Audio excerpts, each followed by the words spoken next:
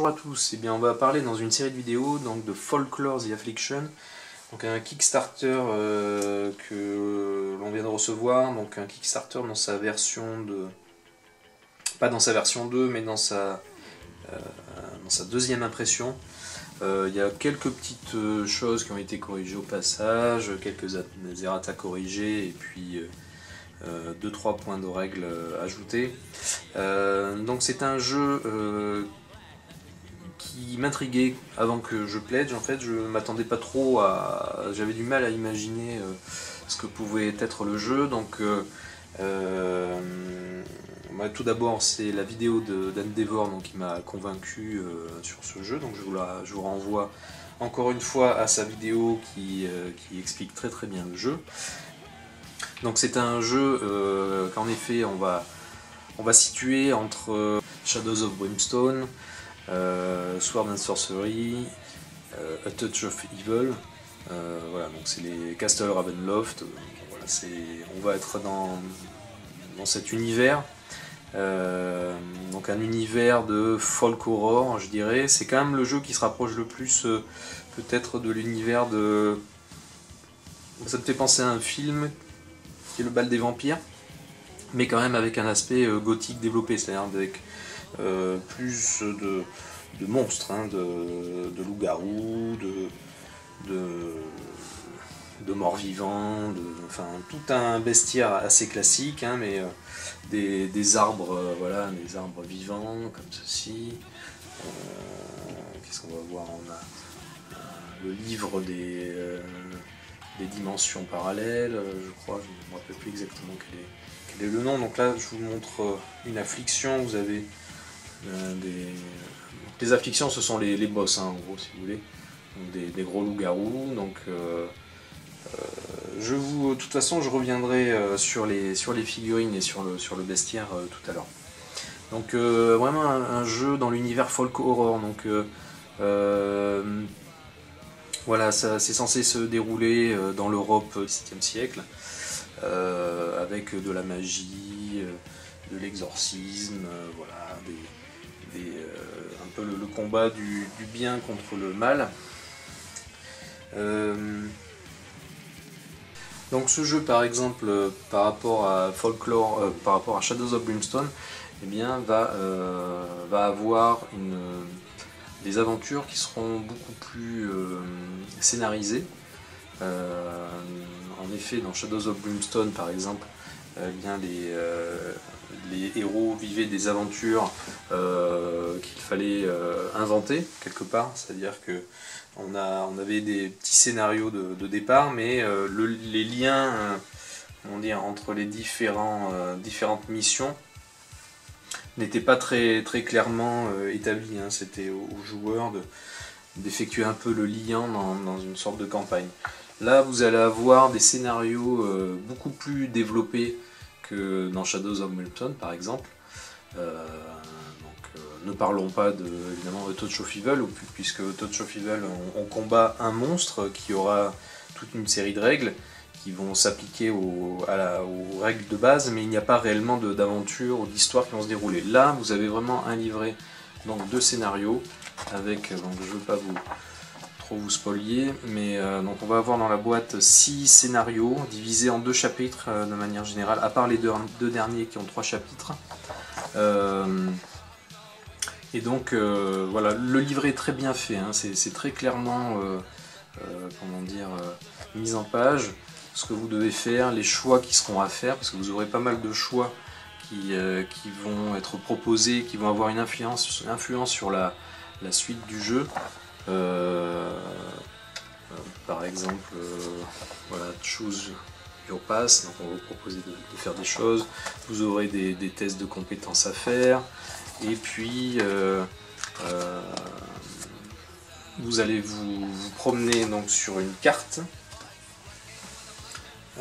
qui est donc l'univers, qui représente l'univers du jeu. Donc le jeu est censé se dérouler on va dire dans une région de l'Europe centrale ou de l'Europe de l'Est, une région imaginaire. Donc vous avez un petit meeple là qui représente le groupe d'aventurier et vous allez vous promener sur des chemins pour atteindre des villes, des lieux particuliers. Standing Stone par exemple, vous avez des forêts, vous avez donc des grandes villes.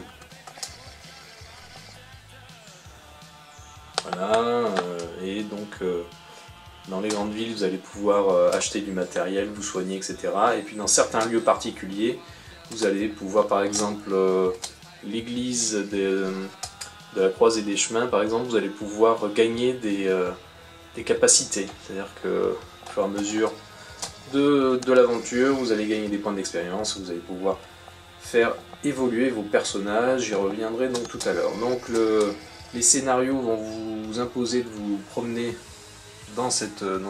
sur cette carte.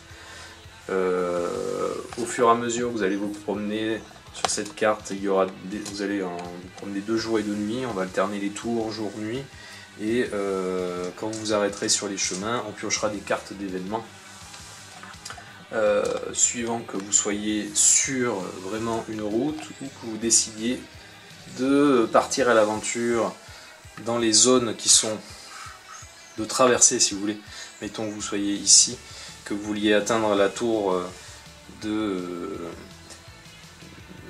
l'alchimiste sans passer par ce chemin, mais vous voulez traverser à travers une étendue sauvage, et bien le mouvement s'arrêtera, on piochera une carte de Off-Road Event, alors que quand les personnages s'arrêtent sur les chemins, ils piochent une carte de Road Event. Et donc, suivant si on est de jour ou de nuit, vous aurez donc un événement à résoudre. Vous arrivera des péripéties qui peuvent être tout à fait positives ou négatives. Donc un univers de folklore, de superstition, de magie, de gothique, voilà, donc tout ça renforcé par beaucoup de cartes. Donc les héros pourront embaucher des compagnons, donc on aura des compagnons de type animaux, des animaux, voilà, qui vont apporter des bonus. Vous aurez aussi des compagnons de type milice,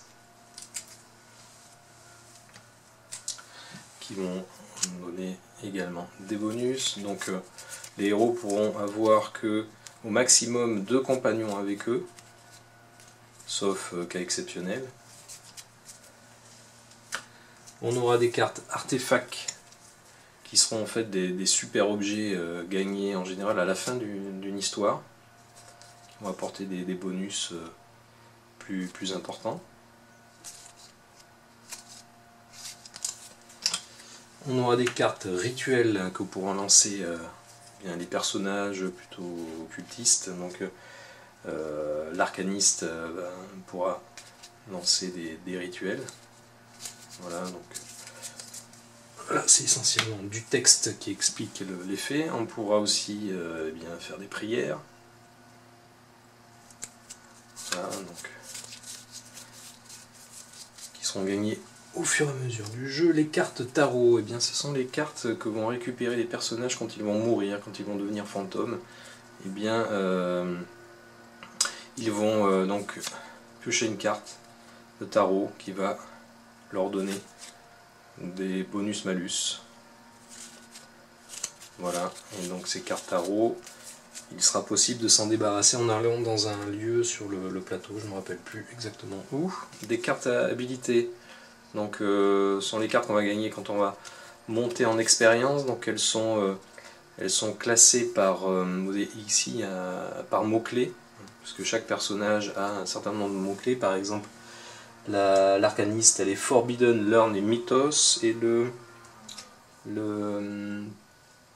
l'Avenging Madman, il est Fierce et Revenge. Donc voilà, on ne pourra utiliser que des cartes habilitées qui ont donc le mot-clé qui correspond.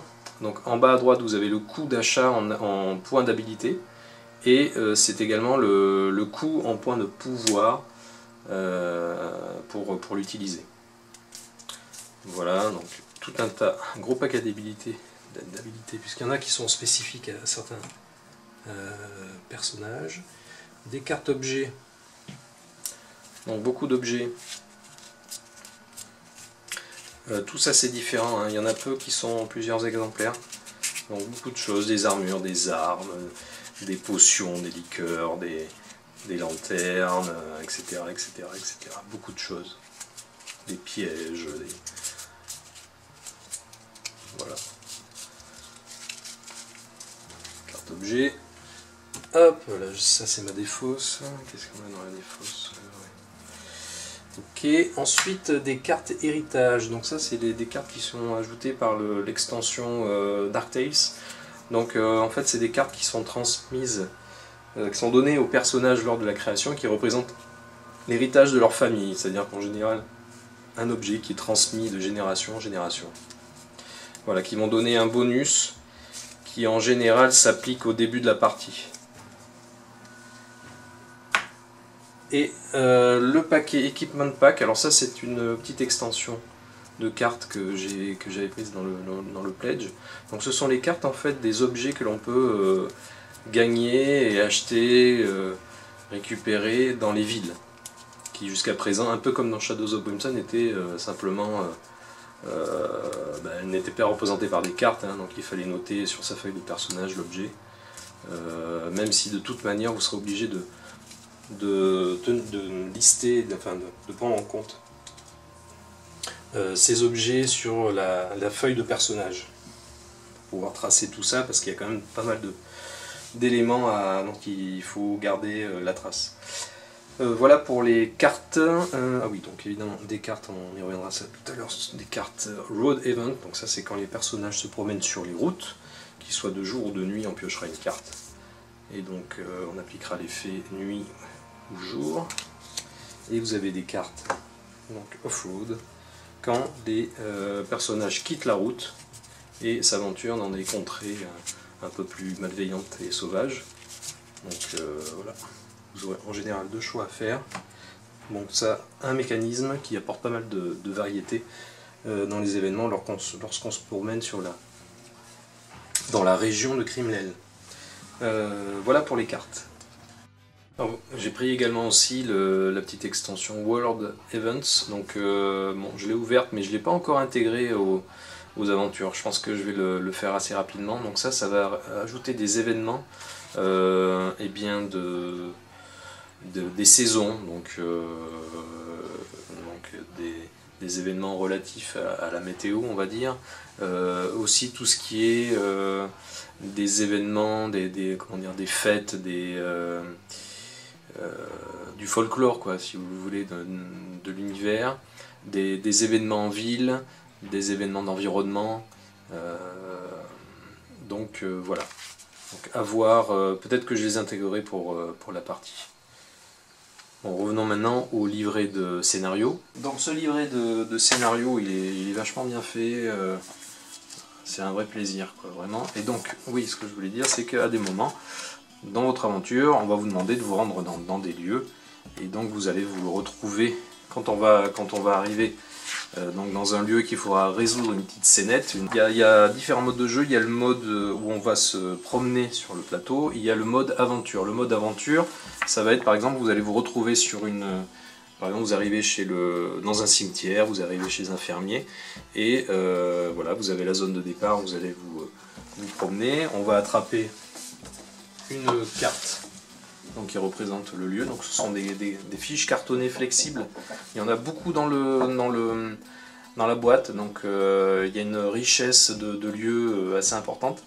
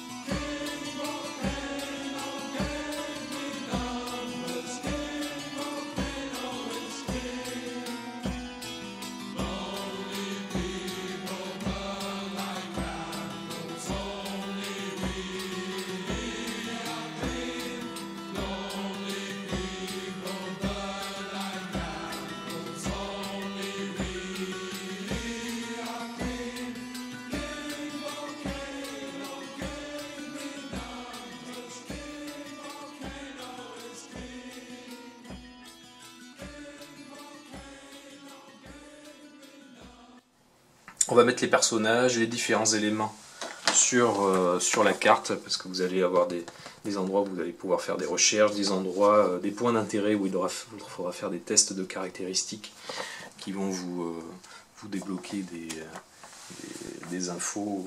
Voilà. Et donc voilà, en fait donc le mode aventure, ce que je voulais dire, vous allez passer en mode aventure quand vous allez arriver sur ces cartes. Donc le mode aventure, ça peut être très bien explorer le lieu, mais ça peut être aussi un combat. C'est-à-dire que vous allez être obligé de vous battre contre des monstres, contre des loups-garous, enfin, tous les monstres. Et là par contre on passe dans une phase de combat. Donc il faudra résoudre cette phase. Donc là ces phases de combat ne sont pas très tactiques pour le moment, quoique je ne peux pas encore avoir un avis complètement définitif, mais en effet les règles sont beaucoup moins complexes. Elles sont à peu près du même niveau que Shadows of Brimstone.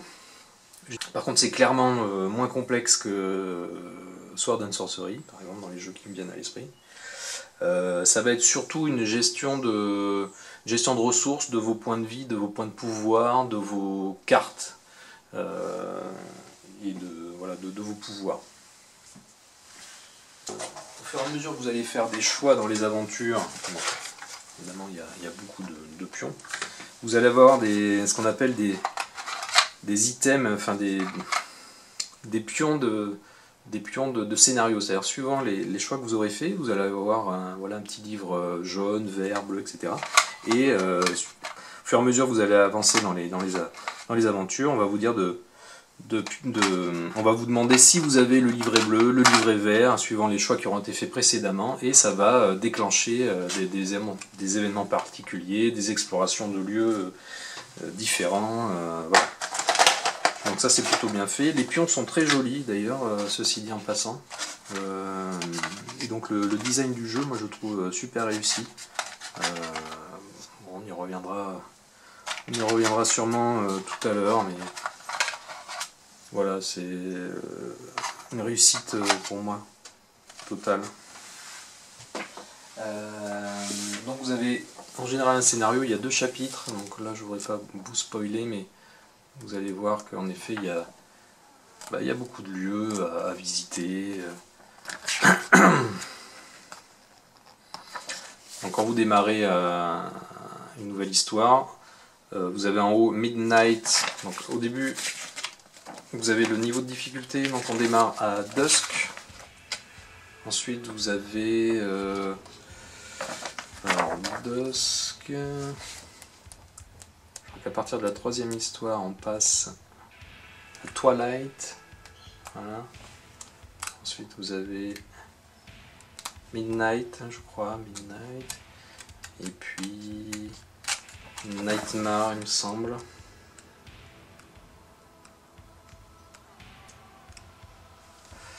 Ouais, bon, je crois que c'est Nightmare, le niveau du film. Bon, bref.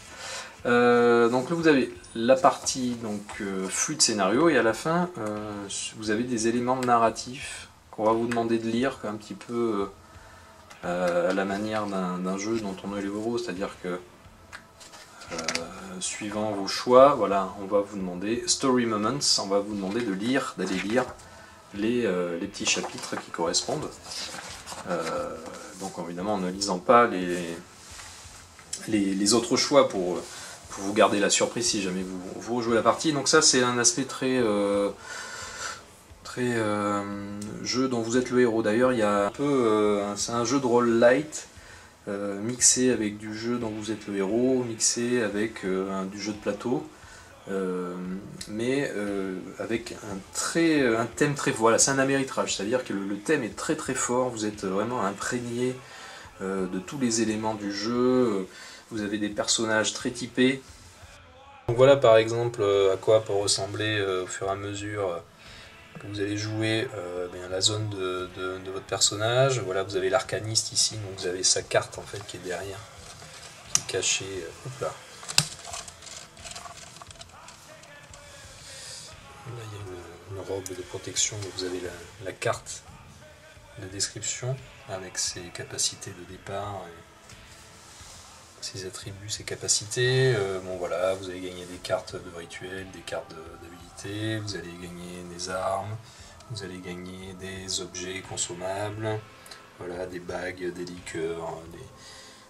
Ensuite, vous avez également des objets, voilà, donc des torches, des boucliers, des bandages. Et donc là, vous avez les deux fameux trackers pour garder le décompte des points de vie et des points de pouvoir. Donc là, c'est pas super top à utiliser. Donc moi, j'utilise comme ça avec des trombones pour le moment. On verra comment je ferai par la suite. Voilà, donc ça c'était pour l'arcaniste. Ensuite vous avez l'Avenging Madman, donc oui pareil, voilà, il a ses objets. Donc là j'ai commencé le troisième scénario. Donc là je commence à avoir un petit peu de matos. Les héros commencent à avoir un petit peu de matériel. Pour tenir le décompte de tout ceci, vous n'échapperez pas, mais ça je peux vous le dire, à utiliser des feuilles de personnages comme ça, des feuilles typiquement dans le style des jeux de rôle, pour tenir le décompte, pour tenir l'état des ressources en tant que point de vie, point d'expérience, matériel, caractéristiques. Hein. Donc ça c'est obligatoire, et vous allez être, pour garder une bonne tenue du jeu, vous allez être obligé au fur et à mesure de gagner des objets, de mettre à jour vos capacités, vos caractéristiques. Après, vous allez, quand vous ferez des jets de dés, vous regarderez directement les feuilles de perso. Ça sera quand même beaucoup plus pratique, voilà, en cours de partie. Donc quand on crée un personnage, eh bien, on va récupérer le livret correspondant à son personnage. Vous avez un petit texte de présentation de la classe du personnage. Donc le l'Avenging Madman, c'est un fermier vengeur qui a découvert sa famille assassinée par des vampires. Donc c'est la haine en fait de l'instinct de vengeance qui, pas l'instinct, mais l'état d'esprit de vengeance qui va mener, qui le motive quelque part.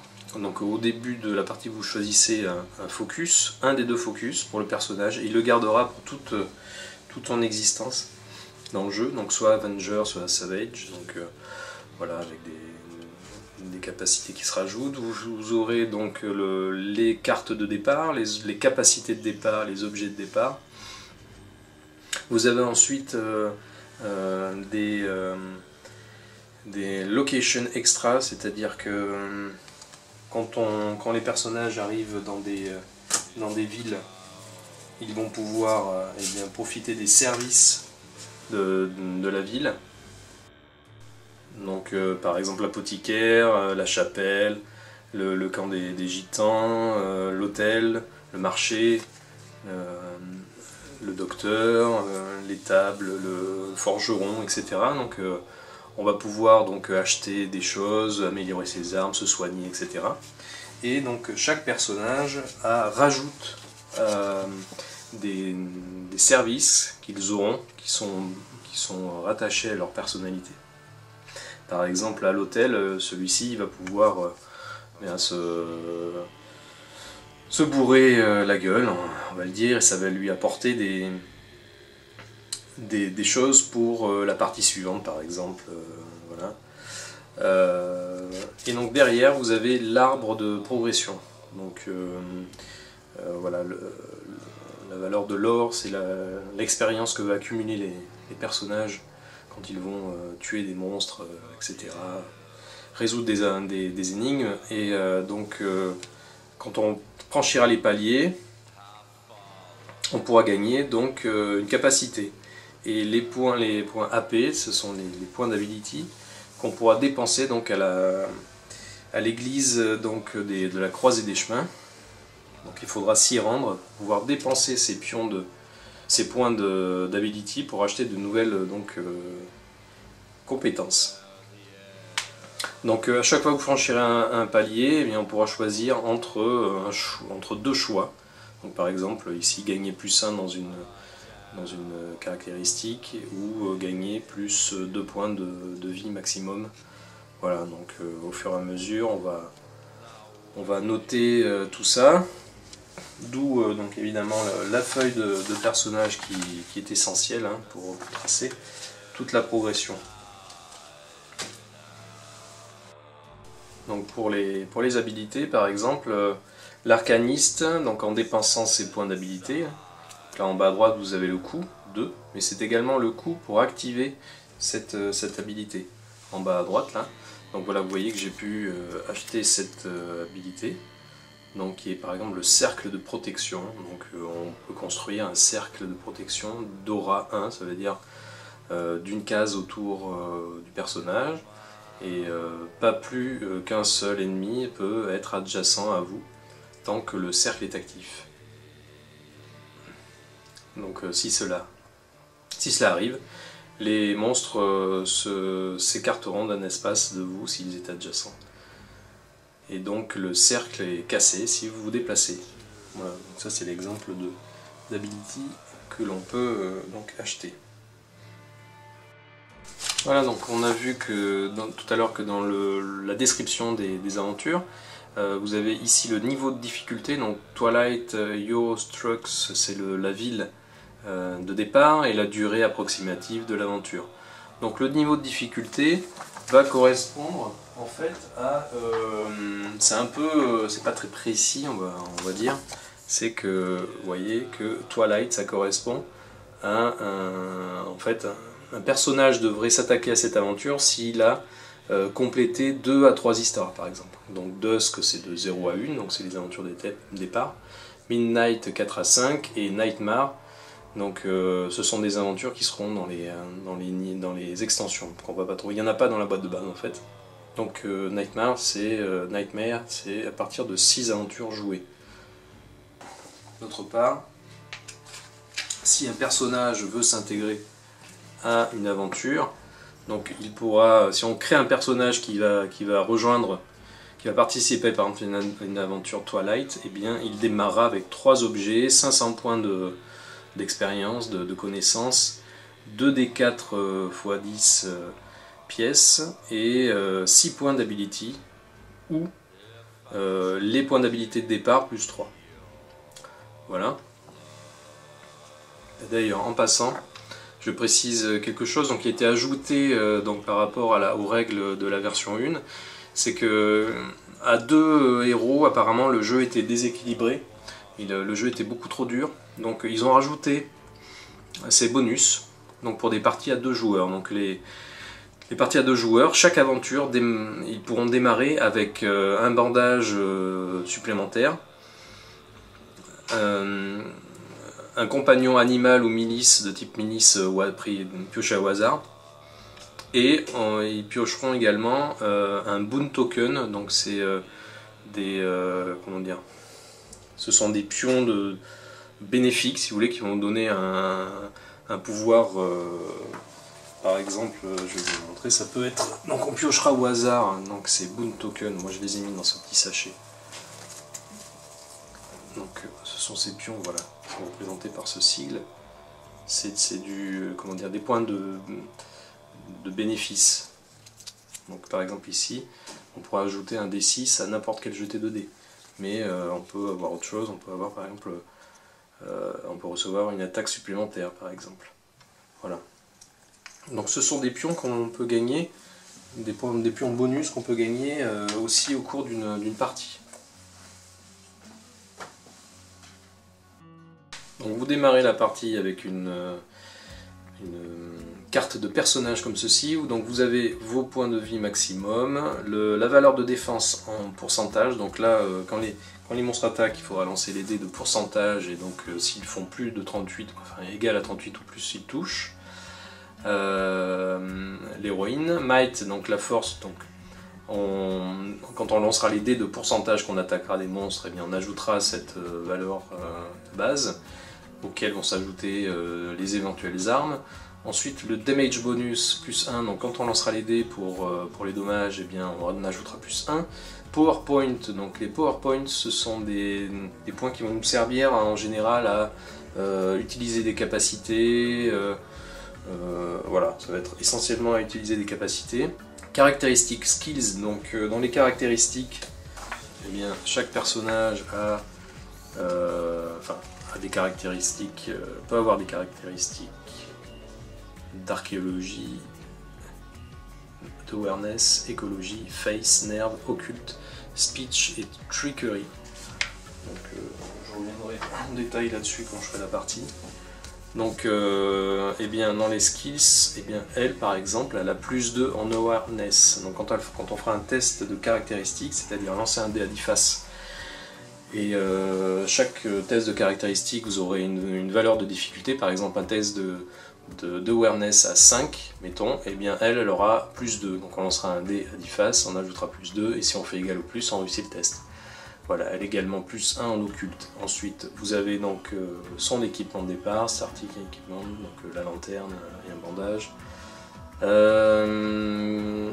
Donc Mystic Knowledge, donc Prayer and Ritual, ça veut dire qu'elle peut utiliser des cartes de rituel et des prières. Et donc chaque personnage a toujours une special ability, donc elle est Psychic Fortitude, donc elle résiste aux pertes de points de pouvoir. Voilà. Donc, par exemple, si vous avez l'archéologiste, et bien lui, il est Freedom. Donc, your skills have been honed to avoid the danger of the unknown. You can never be immobilized. Donc lui, il ne peut pas être immobilisé. Voilà. Donc également les keywords, donc Explore, Learn, Mythos. Donc ça, quand on achète des abilities, eh bien, en général, elles sont liées à un mot-clé. Donc on ne pourra acheter que les habilités qui comportent le mot-clé du personnage. Voilà. Donc pour les monstres, il y a quand même une grande variété de monstres. Ça, c'est quand même super. Voilà, là, vous voyez qu'il y en a un gros paquet. Donc très très différents. Voilà. Je vous les montre vite fait. Je vous montrerai les figurines aussi. Alors ça, c'est la face escarmouche.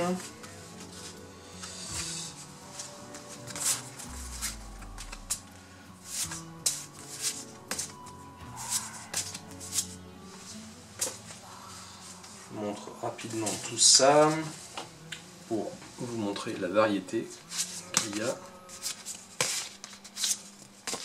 Voilà. Donc là on est dans les monstres de base, on va dire. Le vampire, ça c'est méchant parce qu'il peut vous donner un statut négatif de bloodlust. Donc en gros vous êtes en phase de transformation en vampire. Ça c'est pas bon.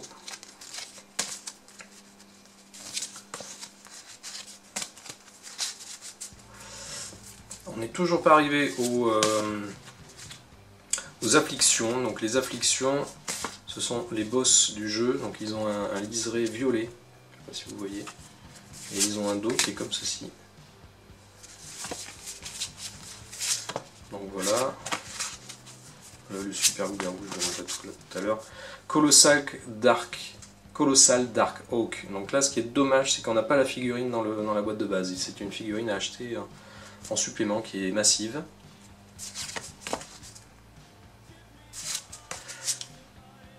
Voilà.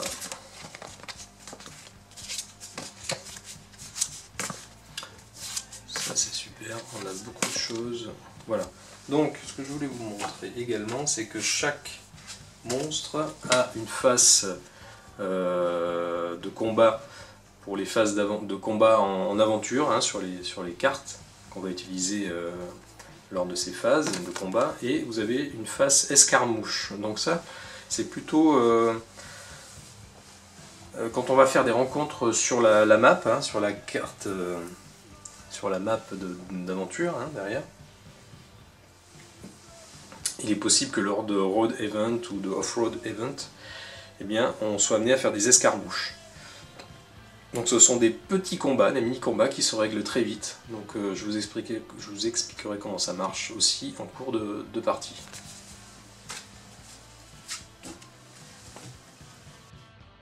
Donc pour les dés, on a du dé à 10 faces, du dé à 4 faces, du dé à 6 faces et du dé de pourcentage. Voilà, donc quand on fait un test, notamment eh bien, les monstres. Les monstres, quand ils peuvent cibler, qu'ils peuvent toucher plusieurs personnages, en fait, on va lancer 3 dés en même temps. Le dé des dizaines, des unités, mais qui vont aussi définir le pouvoir que va utiliser le monstre pendant le combat, et un dé de ciblage. Donc à 2 personnages, on utilise un dé à 4 faces. Donc on lance les 3 dés en même temps, et là vous voyez par exemple que on a fait 91 pour toucher, donc autant vous dire que ça touche, et 4, donc en fait chaque personnage a un numéro, il est numéroté, vous avez le personnage numéro 1, c'est l'arcaniste, dans mon cas, et vous avez donc l'Avenging Mad Knight qui est le numéro 2, donc au résultat du dé de ciblage de 1 à 2, c'est l'arcaniste qui prend, et de 3 à 4, c'est donc l'Avenging Mad Knight. Donc là vous voyez qu'on a fait 91 par exemple, donc si ça avait été une Fletching Ghoul qui avait attaqué, eh bien 91 en général ça dépasse la valeur de défense du personnage, il n'y a pas de problème. Et donc le dé d'unité a fait 1, donc il va déclencher ce pouvoir. Donc lui c'est Fever Bite. Donc Fletch is torn from your body, lose indecisive vita and become sickened 5. Donc sickened 5, en fait on peut le contrer. Et je reviendrai là-dessus donc en cours de partie. Ouais, donc si on avait fait 6-7 sur le dé des unités, Your Limbs Are Mine, et 8 à 0, Death Rattle. Voilà, donc ça porte aussi du dynamisme lors des phases de combat. Donc les points de vie sont dimensionnés par rapport au nombre de joueurs, hein, de héros. Donc à 2 héros, ils ont 17 points de vie. Ils ont donc des caractéristiques, une puissance qui est adaptée au niveau de la partie qu'on est en train de jouer. Donc vous voyez que le Dusk, on ajoute plus 3 à la puissance, enfin au dé de dé. Donc là 91. Eh bien, il aurait fait donc 94, si on avait été en Twilight, plus 8, 99, etc. Il a une défense de 45, Stride c'est son déplacement, il se déplace de 5 cases, et quand on le tue, on gagne 20 points de lore et 5 points de coins. Et il a toujours un special power, donc is a Fletch Eating Ghoul's power die, is 1 and you are hit with a fever bite, you must also take an infection token. Voilà par exemple, donc ils ont tous des pouvoirs, tous les personnages ont des pouvoirs particuliers. Donc je vais finir cette vidéo en vous montrant donc quelques figurines. Donc le Kickstarter a été livré donc avec cette boîte. C'était au niveau de pledge, je sais plus quoi d'ailleurs. Voilà, donc là dans cette boîte on a les figurines donc, de la boîte de base et de l'extension Dark Tapes. Donc pour monter donc les figurines, je vais commencer par les afflictions. Donc ce qui est vachement bien, c'est que sous les figurines, donc on a le nom du monstre. Donc là c'est une abomination. Voilà. Donc vous voyez que c'est quand même pas mal comme figurine. Moi je m'attendais pas tout à fait à ça. Donc voilà, c'est pas mal du tout. C'est quoi? Une Banshee?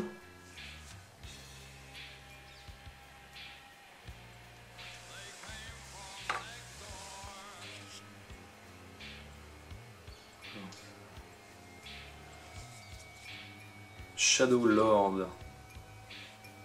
Voilà.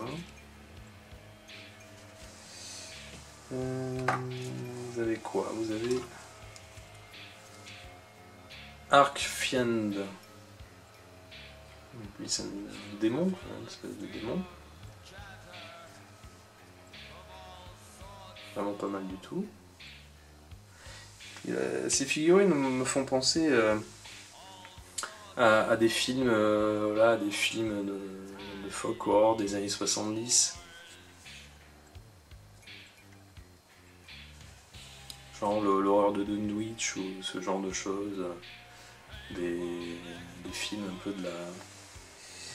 de la Hammer aussi.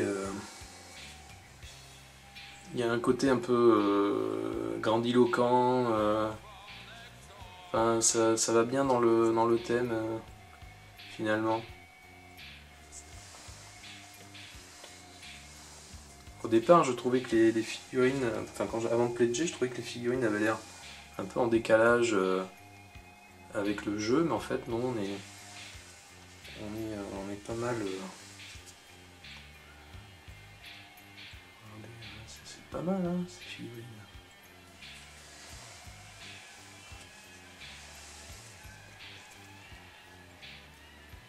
Pas mal du tout, donc ça c'est quoi? C'est le Far East, l'alchimiste de l'Est, du Moyen-Orient, enfin du Far East, non, de l'Est lointain. Ouais, du Moyen-Orient, on va dire.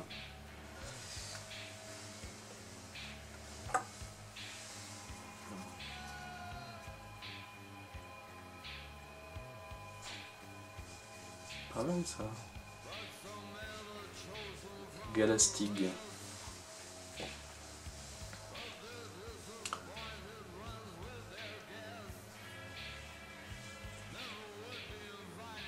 Dark Dryad. Voilà, après on va voir des choses entre guillemets plus classiques. Et voilà, donc lui c'est le Dark Walk. Voilà, ce genre de figurines, on peut les réutiliser aussi dans Touch of Evil. Là, on est bien dans le truc. Qu'est-ce que je vous ai pas montré? Le Moon Priest. Je vais vous montrer les personnages. Voilà. Bon, il y en a plein d'autres, hein, je vous les montre pas toutes. Les personnages, donc lui c'est donc l'Avenging Madman avec son crochet. En effet, il a pas l'air content.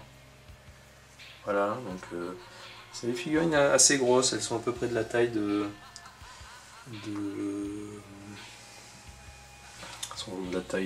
quoi? Sont comparables aux figurines de Walking Dead, All Out War. Voilà, donc elle c'est l'arcaniste. Il y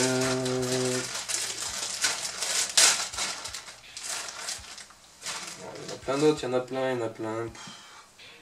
Alors, le druide fou, encore dans les monstres. Donc, dans la gargouille. Voilà, gargoyle. C'est bien ça aussi. Ça va être c'est sympa à peindre ça comme figurine. Alors, les héros.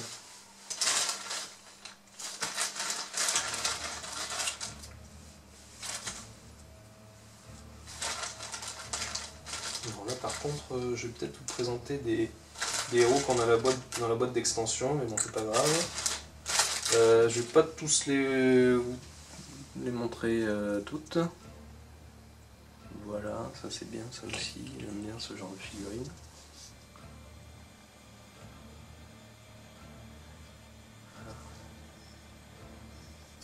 Donc elle, c'est courtisane. Voilà.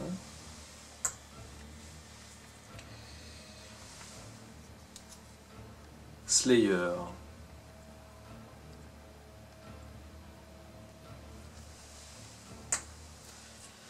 Le soldat. Ah non, le chasseur de sorcières.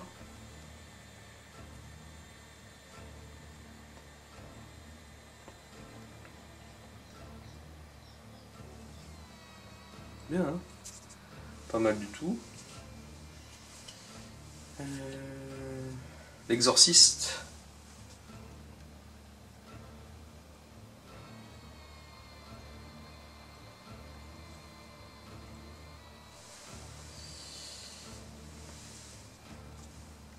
Le Butcher.